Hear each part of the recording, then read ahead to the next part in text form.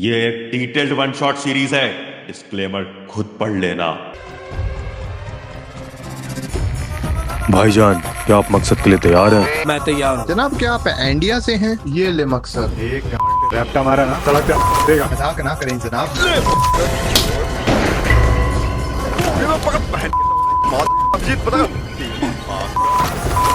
ये है मकसद 100 मार्क्स का। सो हाय गाइस, कैसे हैं आप सभी। तो मकसद सीरीज में आप सभी लोगों का दिल से स्वागत है। आज हम लोग कवर अप करने वाले हैं यूनिट नंबर 9, जिसका नाम है साइकोलॉजी एंड स्पोर्ट्स। काफी इंपॉर्टेंट ये चैप्टर भी आप लोगों के लिए होने वाला है। क्लास 12 के पॉइंट ऑफ व्यू से देखेंगे, फिजिकल एजुकेशन के हिसाब से, और जो भी चीजें पढ़ेंगे वो न्यू सिलेबस के अकॉर्डिंग रहने वाली है। तो आपको करना क्या है, वीडियो ईमानदारी से देखना है। वीडियो देखने के बाद घर पे बैठकर मेरी इस बुक के साथ क्वेश्चंस की प्रैक्टिस आपको कर लेनी है। इस बुक के अंदर मैं आप लोगों को प्रोवाइड कर रहा हूं chapter wise, topic wise solve paper, पिछले 10 साल के सारे प्रीवियस ईयर के क्वेश्चंस जो बोर्ड्स एग्जामिनेशन में जरूर आएंगे आप लोग के लिए। इसके अलावा इसमें मिल रहे हैं competency question, mind maps, keywords, answer tips और टॉपर्स की शीट इंक्लूडिंग सैंपल पेपर भी। तो अगर वीडियो देख रहे हैं उसके बाद बस क्वेश्चंस की प्रैक्टिस लगा लेना इस चैप्टर की। मेरी गारंटी है 100% कि आप लोग को 100 आउट ऑफ 100 आसानी से मिल रहे हैं। तो अभी जाएं, डिस्काउंट लिंक मैंने Amazon की इसकी दे दिया हूं, जल्दी से जाएं, ऑर्डर करें और अपने प्रिपरेशन को बेस्ट बनाएं। दोस्तों, बात कर लेते हैं कि इस चैप्टर के अंदर हम लोग क्या क्या पढ़ने वाले हैं। तो ये सारे के सारे टॉपिक आप लोग के लिए रहने वाले, वो भी न्यू सिलेबस के अकॉर्डिंग। तो सभी टॉपिक्स को अच्छे से कवर अप करेंगे और समझेंगे सो दैट मैक्सिमम मार्क्स हम स्कोर कर पाए। तो शुरुआत करते हैं दोस्तों सबसे पहले और इंपॉर्टेंट टॉपिक से, जिसका नाम है कि आखिर पर्सनैलिटी होती क्या है। तो पर्सनैलिटी की डेफिनेशन समझेंगे और टाइप्स कितने आप लोग को देखने को मिलते हैं वो देखने वाले हैं। तो दोस्तों, सबसे पहले हम लोग समझ लेते हैं कि आखिर क्या होता है पर्सनैलिटी का एक स्पेसिफिक डेफिनेशन। लेकिन आप कहोगे भैया हमने तो ये सुने हैं कि पर्सनैलिटी की कोई स्पेसिफिक डेफिनेशन नहीं होती। बिल्कुल सही, पर्सनैलिटी को आप लोग किसी भी स्पेसिफिक डेफिनेशन से कैरेक्टराइज नहीं कर सकते हो। अगर आपको पर्सनैलिटी को समझना है कि आखिर क्या है, तो किसी भी इंडिविजुअल पर्सन की इनर और आउटर क्वालिटीज को चेक करके आप ये बता सकते हो कि वो इंसान बाकियों से बेटर है in the dimensions of mental, physical, emotional form में। तो अगर मैं सिंपल वे में अगर आपको पर्सनैलिटी समझाने की कोशिश करूं, तो पर्सनैलिटी समझाती है हमारी सोच, हमारा बिहेवियर और दूसरों के साथ हम कैसे इंटरेक्ट करते हैं उसको करने के तरीके को समझाती है पर्सनैलिटी। एक इंसान के बोलने का पैटर्न, सोचने का तरीका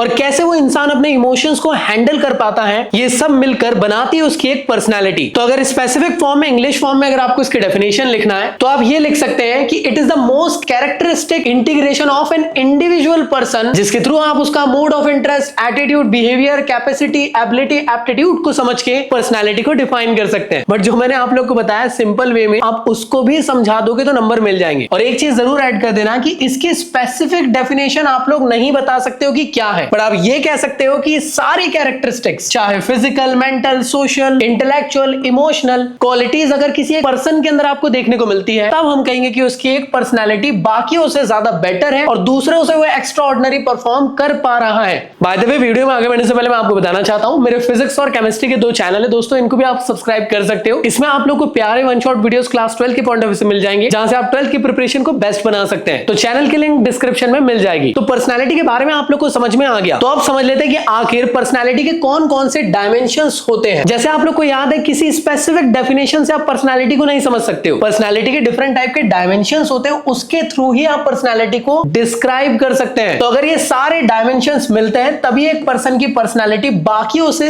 बेटर आप लोग को देखने को मिलेगी। तो आखिर कौन कौन सी पर्सनैलिटी के डायमेंशंस होते हैं, एक एक करके समझ लेते हैं। बाकी मैं आप लोगों को क्लियर कर रहा हूं, ये 4 पॉइंट आप लोग को जरूर मेंशन करना है एग्जामिनेशन में, अगर 3 नंबर का या 2 नंबर का क्वेश्चन आता है तो चलिए एक एक करके समझ लेते हैं। तो सबसे पहले जो पर्सनैलिटी का डायमेंशन होता है वो फिजिकल है, फिर मेंटल होता है, फिर सोशल और फिर आखिरी में आपको इमोशनल डायमेंशन देखने को मिलेगा। तो दोस्तों, जो सबसे पहला डायमेंशन होता है उसका नाम है फिजिकल डायमेंशन। कहते हैं ना, first impression is the last impression. किसी से भी आप पहली बार मिलते हो तो आप उसको डायरेक्टली जज कर लेते हो कि कैसा इंसान है वो, उसके फिजिकल अपीयरेंस से। तो अगर आप किसी भी इंसान को उसके फिजिकल अपीयरेंस से एनालाइज कर रहे हो, जज कर रहे हो, उस टाइप के डायमेंशन को कहेंगे physical dimension of the personality. हमेशा एक चीज याद रखना, फिजिकल डायमेंशन से आप लोग कभी भी किसी भी इंडिविजुअल इंसान के ओवरऑल पर्सनैलिटी को नहीं समझ सकते हो। ऊपरी तौर पे बस समझ लोगे वो इंसान गोरा है, उसकी हाइट अच्छी है, मस्कुलर बॉडी है, उसके बोलने का अंदाज बेटर है, लेकिन उसके अंदर की बाकी क्वालिटीज वो तो बाद में ही समझ में आएगी। तो मैं ये कह सकता हूँ one of the most important characteristic होता है for defining the personality. First impression से आप लोग इसको समझते हैं। और हाँ, पर्सनालिटी का फाउंडेशन माना जाता है physical dimension, but physical dimension से किसी की ओवरऑल पर्सनालिटी को कभी डिफाइन नहीं किया जा सकता, ये पॉइंट याद रखना। नेक्स्ट होती है दोस्तों मेंटल डायमेंशन। ये one of the most important dimension होता है किसी भी पर्सनालिटी का। जैसे जितने भी बड़े बड़े इंटेलेक्चुअल लोग थे, चाहे फ्रीडम फाइटर्स हो, साइंटिस्ट हो, ये दिखने में भले ही अच्छे नहीं है, हो सकता है इनके फेशियल फीचर्स उतने अच्छे नहीं है, बट इनकी मेंटल एबिलिटीज इतनी ज्यादा बेटर क्वालिटी की है जिससे कि वो दुनिया में आज भी जाने जाते हैं। एग्जांपल के तौर पे भगत सिंह, महात्मा गांधी, एपीजे अब्दुल कलाम, आइंस्टीन जैसे बड़े लोग जिनको आज भी हम लोग याद करते हैं उनके मेंटल एबिलिटीज की वजह से। आप मुझे कमेंट बॉक्स में जरूर बताइएगा आपके फेमस फ्रीडम फाइटर कौन है। तो दोस्तों एक चीज याद रखना, मेंटल डायमेंशन को ही माना जाता है real identification of the personality. और दुनिया में जितने भी ग्रेट पर्सनालिटीज आपको आज के तौर पे देखने को मिलते हैं उनको याद करते हैं हम लोग उनके mental dimension of the personality की वजह से। भले ही वो दिखने में अच्छे नहीं है लेकिन उनकी मेंटल और इंटेलेक्चुअल क्वालिटीज आज भी उनको जिंदा रखी हुई है हम सभी के दिलों में। दोस्तों नेक्स्ट डायमेंशन होता है आप लोग का, वो है सोशल डायमेंशन। ये भी एक काफी इंपॉर्टेंट डायमेंशन होता है पर्सनालिटी को डिफाइन करने के लिए। आज के टाइम में आप लोग को इन्फ्लुएंसर, यूट्यूबर्स, टीचर्स, लीडर्स आप लोग को देखने को मिलते हैं। जो ये लोग बोलते हैं उससे आप लोग इन्फ्लुएंस होते हो इनकी डिफरेंट टाइप की सोशल क्वालिटीज से, तो उसे कहा जाएगा आप लोग को social dimension of the personality. हो सकता है आप लोग भी मुझे जज करते होंगे एक अच्छे वे में या बुरे वे में, मेरी सोशल क्वालिटीज के फॉर्म में। तो जो आप मुझे जज कर रहे हो वो जज कर रहे हो social dimension of the personality के फॉर्म में। आई होप क्लियर है। अब ये कौन सी सोशल क्वालिटीज हो सकती है दोस्तों? ये हो सकती है behaviour, manner, work ethic, kindness, sympathy, एक अच्छा एटीट्यूड, हेल्पफुल नेचर, मोरालिटी और बहुत सारे और भी अदर सोशल क्वालिटीज के फॉर्म में भी समझ सकते हो। दोस्तों लास्ट डायमेंशन होता है वो है इमोशनल डायमेंशन। ये काफी इंपॉर्टेंट डायमेंशन है ये भी, कि अगर आप लोग स्पोर्ट्स की फील्ड में हो, आपकी टीम हार भी रही हो, लेकिन उस टाइम पे आप लोग अपने इमोशन को आउटबर्स्ट ना होते हुए इमोशंस को कंट्रोल रख के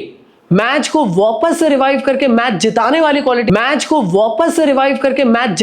क्वालिटीज अगर आपके अंदर है तो आप लोग आओगे इमोशनल डायमेंशन की क्वालिटी के अंदर। एग्जांपल के तौर पे महेंद्र सिंह धोनी, कितनी भी वर्स्ट से वर्स्ट सिचुएशन क्यों ना होती थी, वो अपनी टीम को वापस से सही ट्रैक में लाना जानते थे और कभी भी इमोशंस को आउटबर्स्ट नहीं करते थे। इसी वजह से उनको जाना जाता था कैप्टन कूल के नाम से। तो इमोशनल डायमेंशन ऑफ पर्सनालिटी के अंदर वो लोग आपको देखने को मिलेंगे जो अपने इमोशंस पे कंट्रोल रखना जानते हैं डिफरेंट टाइप के सिचुएशंस पे। अब ये कौन से इमोशंस हो सकते हैं दोस्तों? ये हो सकता है एंगर, जेलसी, जो कि फील्ड में आप लोग को ज्यादातर देखने को मिलती है। अगर आप अपने spontaneous outburst of the emotions को कंट्रोल करना जानते हो तो दुनिया आपको जानेगी आपके इमोशन डायमेंशन से कि हाँ यार ये one of the best personality है। जैसे आपकी बेबी आपको कितना भी सुना ले लेकिन आप आखिरी में तो मान ही जाते हो। क्यों मान रहे हो उसका कमेंट बॉक्स में आंसर चाहिए, मैं नहीं बताऊंगा।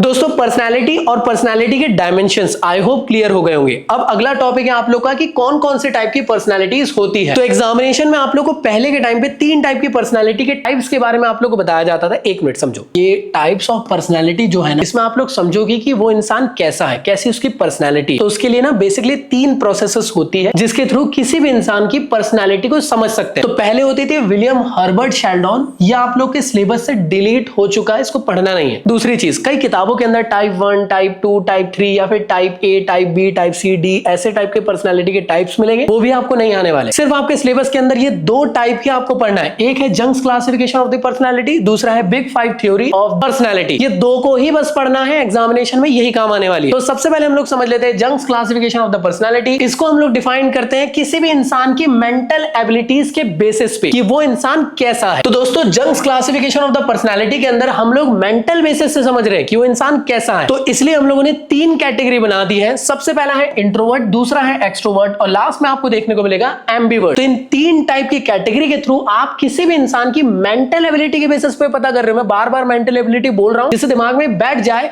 कि जंग्स क्लासिफिकेशन मेंटल एबिलिटी के बेसिस पे। तो सबसे पहले जान लेते हैं कि आखिर इंट्रोवर्ट टाइप का नेचर क्या होता है। तो ऐसे टाइप के लोग जो अकेला रहना पसंद करते हैं, ज्यादा इनका बड़ा ग्रुप सर्कल नहीं होता है, ये लोग काफी ज्यादा क्रिएटिव माइंडसेट के होते हैं, ज्यादा लोगों के बीच में ये लोग कभी बैठ नहीं पाते हैं, काम टाइप के नेचर के लोग होते हैं, ज्यादातर सुनना प्रेफर करते हैं एज कंपेयर टू बोलने के, ज्यादा लोगों से सोशल नहीं होते हैं। ऐसे टाइप का जो नेचर होता है दोस्तों वो रहता है इंट्रोवर्ट टाइप का नेचर। कई लोग कहते हैं कि इंट्रोवर्ट टाइप के जो लोग हैं बड़े मतलबी होते हैं, अकेला रहना प्रेफर करते हैं, लेकिन समझने की कोशिश करें उनका नेचर वैसा है, वो जानबूझ के ऐसा नहीं कर रहे हैं। दोस्तों जो दूसरा टाइप होता है उसका नाम है एक्सट्रोवर्ट। तो इंट्रोवर्ट के एकदम अपोजिट नेचर होता है एक्सट्रोवर्ट। ये ज्यादातर सोशल रहना प्रेफर करते हैं, इनका बड़ा ग्रुप सर्कल होता है, ये लोग अपने ग्रुप के सेंटर ऑफ अटेंशन के तौर पे देखने को मिलते हैं। और हमेशा एक चीज याद रखिएगा, एक्सट्रोवर्ट लोग कभी अकेला रहना प्रेफर ही नहीं करेंगे। वो लोग कहीं ना कहीं अपने दोस्तों से मिलेंगे, झूलेंगे, सोशल होने की हमेशा कोशिश करेंगे और हर वक्त ये लोग खुश रहने की कोशिश करते हैं। और याद रखिएगा, चाहे एंगर हो या फिर फियर, इस पे ये कंट्रोल करना जानते हैं। तो ऐसे टाइप की पर्सनालिटी को कहते हैं हम लोग एक्सट्रोवर्ट। और दोस्तों लास्ट में आप लोग को देखने को मिलेगा वो है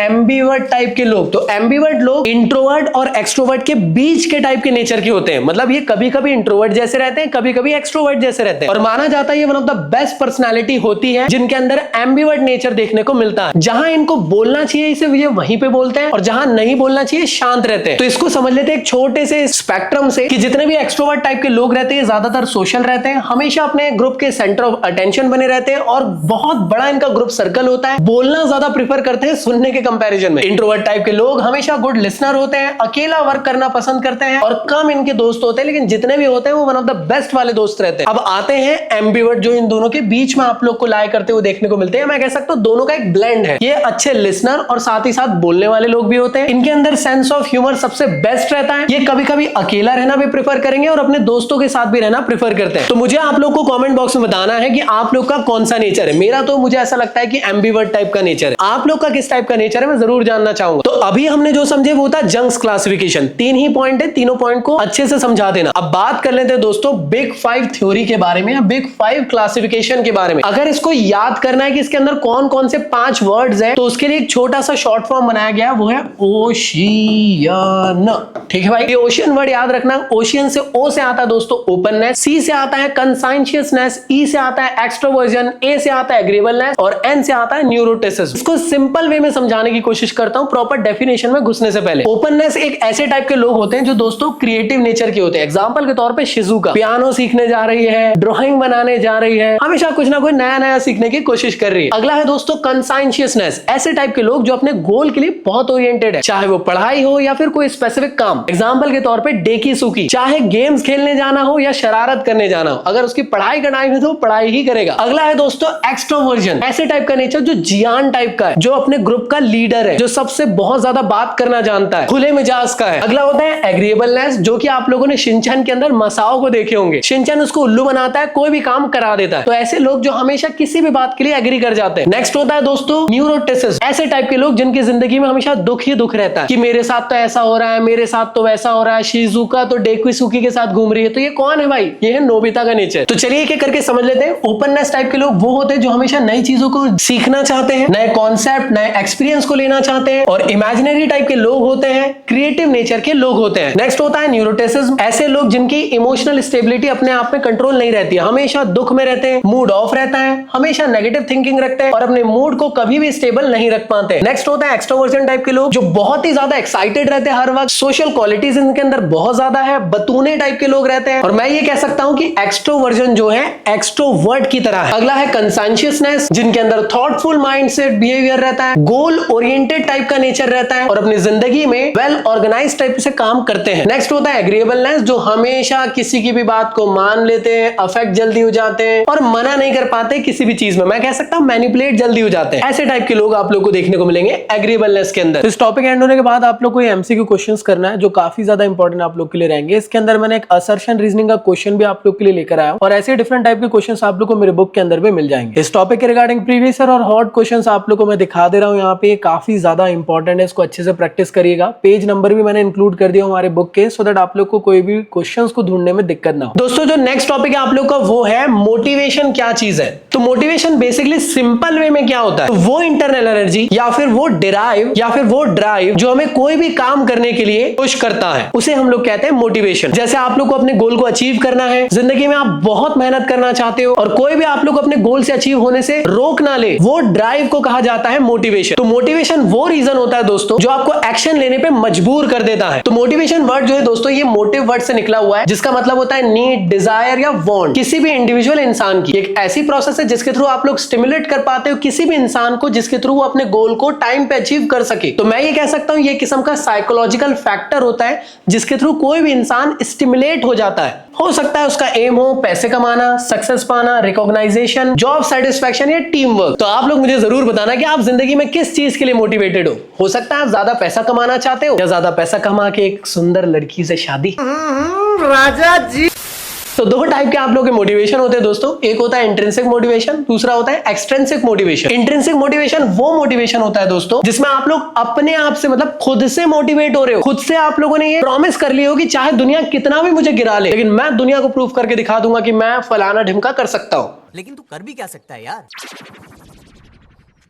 क्या कर सकता हूं यार? दूसरा होता है एक्सट्रिंसिक मोटिवेशन, जहां पे आप लोग की जिंदगी में खुद का मोटिवेशन नहीं रहा, लेकिन मैंने आपको मोटिवेट किया कि नहीं भाई जिंदगी में अगर कुछ करना है तो कल सुबह 9:30 बजे यहाँ पे पहुंच जाना अगर जिंदगी में सच में कुछ बड़ा करना चाहता है। खुद से मोटिवेशन वाला इंट्रिंसिक मोटिवेशन, जब दूसरा आपको मोटिवेट करे तो एक्सट्रिंसिक मोटिवेशन। और हमेशा एक चीज याद रखना, इंट्रिंसिक मोटिवेशन ज्यादा दिन तक के आप लोग की लाइफ में चलेगा। एक्सट्रिंसिक मोटिवेशन में मैंने आपको आके ज्ञान दिया, 2 दिन में आप लोग उस चीज को भूलकर जो जिंदगी में चल रहा है वापस से करने लगे। तो अगर जिंदगी में सच में सक्सेसफुल बनना है तो भाई आप लोग को इंट्रिंसिक मोटिवेशन होना चाहिए, मतलब खुद से मोटिवेशन होना चाहिए, तभी आप लोग कोई भी काम को कर सकते हो। अब यार कोई भी इंसान क्यों मोटिवेट होता है, अब कैसे आप लोग किसी भी इंसान को मोटिवेट कर सकते हो, तो कोई भी स्पेसिफिक आप गोल सेट कर सकते हो सकता है आप लोग का ये एम हो कि आप लोग को अपना वेट लॉस करना है, कि लोग जो मुझे मोटा मोटा चढ़ाते हैं मैं उनको प्रूफ करके दिखा दूं कि मैं भी फिट हो सकता हूं। हो सकता है कि आप स्पेक्टेटर्स की वजह से मोटिवेट हो रहे हो, आप फील्ड में खेल रहे हो, आपके लिए इतना ज्यादा चीयर अप हो रहा है कि आप छक्के चौके लगा रहे हो सकता है वर्बल कम्युनिकेशन से आप लोग यहाँ मोटिवेट हो रहे हैं, आपकी बेबी ने बोली है कि मुझसे शादी करने के लिए पापा ने कही कि गवर्नमेंट जॉब करना पड़ेगा, तो आप उस चक्कर में मेहनत कर रहे हो और गवर्नमेंट जॉब हासिल कर रहे हो। कैश प्राइज पैसों के लिए मोटिवेट हो सकते हो, सर्टिफिकेट्स के लिए मोटिवेट हो सकते हो, कोई ट्रॉफी ऑफी जीतना चाहते हो उसके लिए मोटिवेट हो सकते हो, मोटिवेशनल स्पीच सुनकर मोटिवेट हो सकते हो, मोटिवेशनल म्यूजिक अपना कर हर मैदान फतेह म्यूजिक सुन लिए मोटिवेट हो गए, आपका पॉजिटिव एटीट्यूड हो उसकी वजह से आप मोटिवेटेड रहो, या आप लोगों ने खुद से सेल्फ टॉक करे हो कि यार जिंदगी में मुझे कुछ करना है तो उसके लिए मेहनत करनी जरूरी है, ऐसा कुछ मतलब समझ लो ना, अपने आप से कुछ बातें हो रही है तो आप मोटिवेट हो सकते हो। तो चलिए देखते हैं नेक्स्ट टॉपिक जिसका नाम है एक्सरसाइज एडहेरेंस। जानना है इसका रीजन, बेनिफिट और स्ट्रेटेजी। तो आखिर ये एक्सरसाइज एडहेरेंस क्या चीज होती है, तो ध्यान से समझने की कोशिश करना। मान लो आप लोग जिम गए हो, आपका एम था कि मुझे यार अपना वेट लॉस करना है, ट्रेनर ने आपको कहा कि 2 साल लगेंगे एक फिट बॉडी पाने के लिए। आप स्टार्टिंग के कुछ दिन तो चले जाओगे, लेकिन जो भी आपका एक्सरसाइज प्रोग्राम है उसको आप लॉन्ग टर्म तक के अगर एक्सटेंड नहीं करते हो तो आपको अपने डिजायर रिजल्ट्स मिलेंगे नहीं। तो एक्सरसाइज एडहेरेंस आप लोग को ये बताता है कि जो भी एक्सरसाइज प्रोग्राम आप कर रहे हो चीज को आप लोग को लंबे वक्त तक के टाइम टू टाइम करते रहना चाहिए। मैं कह सकता हूं उस प्रोग्राम को मेंटेन करके अपने डिजायर रिजल्ट तक के आगे बढ़ना, उसे कहा जाता है एक्सरसाइज एडहेरेंस। अगर आप एक्सरसाइज एडहेरेंस करते हो तो आप लोग अपनी जिंदगी में डिजायर रिजल्ट्स पे पा सकते हो। इसके थ्रू ढेर सारे हेल्थ बेनिफिट्स आप लोग को मिलेंगे और जो गोल आपने सेट करे हो चाहे मस्कुलर बॉडी या फिर वेट लॉस वो अचीव हो सकता है। अब रिसर्च ऐसा बताती है कि एडहेरेंस को अगर सही तरीके से एक्सरसाइज एडहेरेंस से आप लोग की हेल्थ भी बेटर होगी, आपका बॉडी पोस्चर भी अच्छा होगा, सब कुछ बेटर रहेगी। सीधी बात है, रेगुलर एक्सरसाइज करोगे तो बहुत सारे बेनिफिट्स आप लोग को मिलेंगे। चलिए जान लेते हैं कि आखिर क्या रीजन होता है एक्सरसाइज करने का। बहुत ही हलवा टॉपिक है यार, ये तो आप लोग मन से भी लिख सकते हो। एग्जांपल के तौर पे आप लोग मतलब क्यों एक्सरसाइज कर रहे हो, हेल्दी बॉडी के लिए, अपने माइंडसेट को बेटर करने के लिए, अपने अंदर पॉजिटिव थिंकिंग लाने के लिए। आप लोग रेगुलर एक्सरसाइज इसलिए भी कर रहे हो कि आपके लुक्स बेटर हो जाए, आप लोग एक बेटर शेप या बॉडी पोस्चर में आ जाओ। आप लोग इसलिए भी एक्सरसाइज कर रहे हो कि जिसके थ्रू आप लोग को सेल्फ कॉन्फिडेंस मिलेगा। दुनिया जो आप लोग को कहती थी अबे छोटू, लेकिन अगर छोटू की बॉडी बढ़िया रहेगी तो कोई छोटू नहीं बोल पाएगा, अपने ऊपर सेल्फ एस्टीम रहेगा, आपका मूड एलिवेट होता है। सीधी बात है यार, जिंदगी में आप कितना भी काम कर लो, कोई भी मेहनत कर लो, पैसे कमा लो, कभी इतना मूड अच्छा नहीं रहेगा। लेकिन वही चीज अगर आपने 1 से 2 घंटे खेल कर आ गए, एक्सरसाइज करके आ गए, तो आपका माइंड हमेशा फ्रेश रहता है। इसके थ्रू आप लोग को बेटर स्लीप मिलेगी, जिसके थ्रू आप लोग को रेस्ट या रिकवरी पीरियड बेटर मिलेगा और आपका नेक्स्ट डे बेटर रहेगा। साथ में आप लोग को एनर्जी इनहैंस होगी आपकी बॉडी के अंदर, जिससे आप डे टू डे लाइफ में जो भी काम करते हो वो आराम से आप कर पाएंगे। इसके अलावा आप लोग की जिंदगी का अगर कोई भी स्ट्रेस हो, चाहे बेबी का हो या बाबू का, एक्सरसाइज करके वो चीज रिड्यूस हो सकती है। साथ में आपकी जिंदगी के अंदर एक सेल्फ डिसिप्लिन क्रिएट होगा, क्योंकि रेगुलर एक्सरसाइज आपकी जिंदगी के अंदर डिसिप्लिन क्रिएट करती है, जो आपकी डेली लाइफ के लिए बेनिफिशियल रहेगा। और जिंदगी में आप लोग के पैसे भी बचाएगी अगर आप रेगुलर एक्सरसाइज करते हो। आप बोलोगे कैसे बचाएगी? अरे आप जिम की फीस दे रहे हो, मान लेते हैं 5000 रुपए दिया आपने साल भर के, आप रेगुलर एक्सरसाइज कर रहे हो तो जिंदगी में आप लोग को बीमारियां नहीं होगी, आपका इम्यून सिस्टम स्ट्रॉन्ग रहेगा। तो जो साल भर आपकी जिंदगी में आपको जो डिसीजेस आ सकती है वो कभी आएगी ही नहीं और आप हमेशा फिट रहोगे।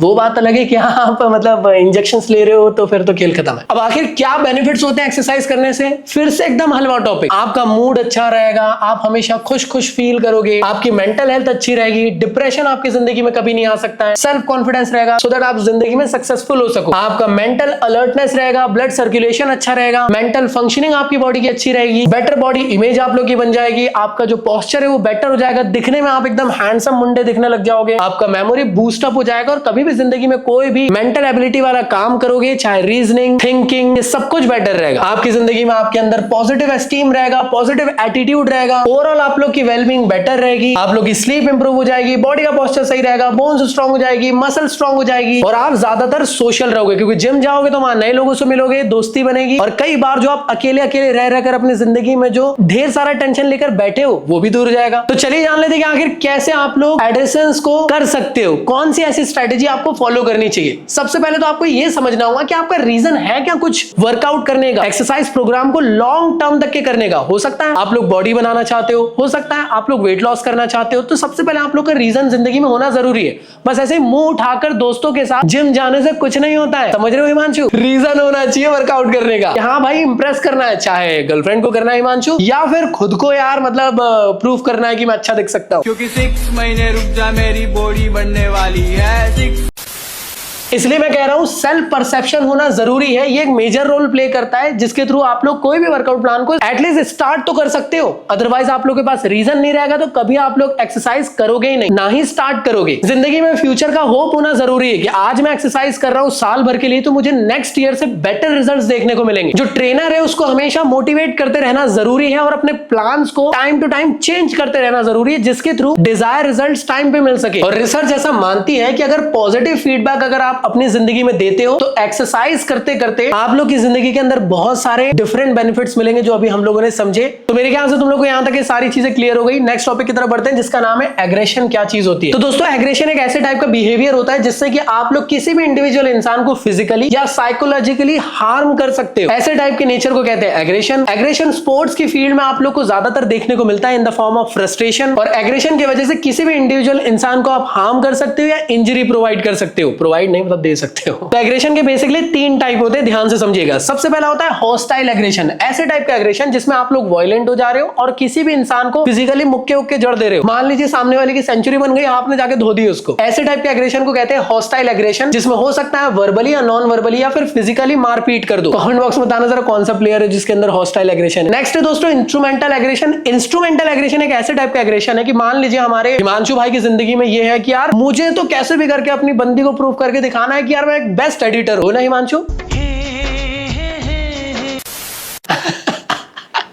अगर आप अपनी जिंदगी में खुद के लिए एग्रेसिव हो कि मेरे को जिंदगी में एक बेस्ट कुछ बनना है, उस टाइप के एग्रेशन को कहते हैं इंस्ट्रूमेंटल एग्रेशन। इस एग्रेशन में आप किसी को मारपीट नहीं कर रहे हो, खुद से खुद की जंग लड़ रहे हो बस। अगला होता है दोस्तों असर्टिव बिहेवियर या असर्टिव एग्रेशन। ये एक ऐसे टाइप का एग्रेशन है कि मान लीजिए मैंने हिमांशु भाई को कहा कि जा यार जरा प्रपोज करके आ उसको, और हमारे बोलने पे हिमांशु भाई जाके प्रपोज कर देता है और उस लड़की से झापड़ खा लेता है।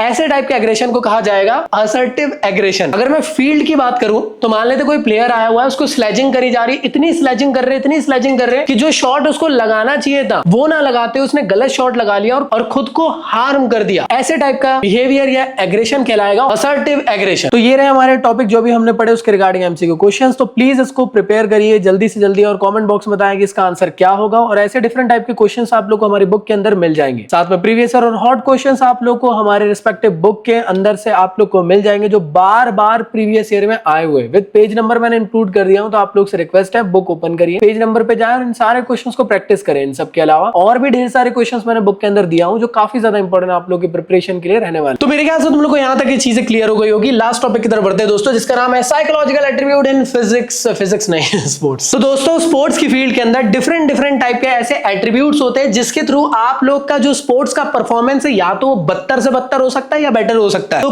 कौन से एट्रीब्यूट्स है दोस्तों? सबसे पहला होता है सेल्फ एस्टीम, दूसरा है मेंटल इमेजिनरी, तीसरा है गोल सेटिंग, फिर है सेल्फ टॉक और ऐसे डिफरेंट टाइप के और भी होते हैं, लेकिन हमको सिर्फ चुनिंदा वो पढ़ना है जो सीबीएसई ने कहा। तो याद रखिएगा अगर इन सारे के सारे एट्रीब्यूट्स पे हम लोग ध्यान दें तो हम लोग सक्सेसफुल जिंदगी में हो सकते हैं। नमस्कार। तो दोस्तों जो सबसे पहला एट्रीब्यूट इसका नाम है सेल्फ एस्टीम। ये एक ऐसा साइकोलॉजी का टर्म है जिसके थ्रू अगर किसी भी इंसान के अंदर एक उमंग है कि मैं कर सकता हूं, चाहे कोई भी सिचुएशन आ जाए, बुरी से बुरी सिचुएशन है, मैं अपनी टीम को जिता सकता हूं, चाहे टीम हारने में आ चुकी है, खुद पे आप लोग को सेल्फ कंट्रोल है, खुद पे आप लोग जानते हो कि मैं बेस्ट कर सकता हूं, तो उसी को ही कहा जाता है दोस्तों सेल्फ एस्टीम। तो सेल्फ एस्टीम को हम डिफाइन कर सकते हैं by many factor including self confidence, feeling of security, identity, sense of belongingness या फिर feeling of competence. Self esteem से आप लोग जिंदगी में डिसीजन मेकिंग सही ले सकते हो, चाहे वो रिलेशनशिप हो या अपने इमोशनल हेल्थ हो या फिर स्पोर्ट्स की फील्ड। कोई भी एक प्यारी सी लाइन देकर उसको इंप्रेस कर सकते हैं। अगला है एट्रीब्यूट जिसका नाम है मेंटल इमेजिनरी। मतलब खुद के ही ख्याल में है यार मेरे को जिंदगी में में कुछ करना है, बेटर करना है, मतलब वो वाले ख्याल की बात नहीं कर रहा जो हिमांशु भाई हमेशा रहते हैं किसी ना किसी के लिए। हम यहाँ स्पोर्ट्स की फील्ड में बात कर रहे हैं कि हर एथलीट के अंदर एक ना एक इमेजिनरी थिंकिंग रहती है कि उसको कैसे भी करके अपने मैच को जिताना है और बेस्ट परफॉर्मेंस देना, चाहे इंडिविजुअल एथलीट हो या टीम का कैप्टन। अगर आपके अंदर मेंटल इमेजिनरी वाली पावर नहीं है तो आप लोग कभी भी जिंदगी में कोई भी स्पेसिफिक काम को अच्छे से कर ही नहीं पाओगे। मान लो एक ऐसी सिचुएशन आ चुकी है जहां पे फास्ट बॉलर पिट रहे, तो उस टाइम पे आपको ये सेल्फ डिसीजन लेना पड़ेगा दिमाग लगा के कि अब एक स्पिनर को लेकर आते जिससे कि विकेट निकाले जा सके। तो ऐसे टाइप की थिंकिंग को कहा जाता है मेंटल इमेजिनरी, जिसके थ्रू आप लोग को सक्सेस मिल सकती है और अपने डिजायर आउटकम पे आप लोग पहुंच सकते हो। नेक्स्ट दोस्तों, सेल्फ टॉक। जिंदगी में अगर आपको ऐसा लग रहा है कि भाई मैं बैटिंग करने गया, 2 बैट घुमाया लेकिन आउट होते होते बच गया, तो फिर आप लोग को खुद से बात करनी है कि भाई इतनी हड़बड़ी किस चीज की, आराम से खेलता हूं, वैसे तो 5 विकेट हो चुके हैं। जब आप लोग जिंदगी में खुद से बात करते हो, खुद से आप लोग खुद को समझाते हो, तो जिंदगी में बेस्ट आउटकम निकल के आता है, आप कुछ ना कुछ बेटर बन पाते हो। उसे कहा जाता है सेल्फ टॉक। सेल्फ टॉक अगर आप करते हो तो आपकी जिंदगी के अंदर जो खुद से नेगेटिव थिंकिंग आ रही है उसको आप रिप्लेस कर सकते हो, और ये एक ऐसा ब्रेन का पावर है जो जिंदगी में आपको कुछ भी करा सकता है। नेक्स्ट दोस्तों, गोल सेटिंग। बहुत बेसिक सी बात है, एक ऐसा टाइप का कॉन्सेप्ट है जिसमें आप लोग ने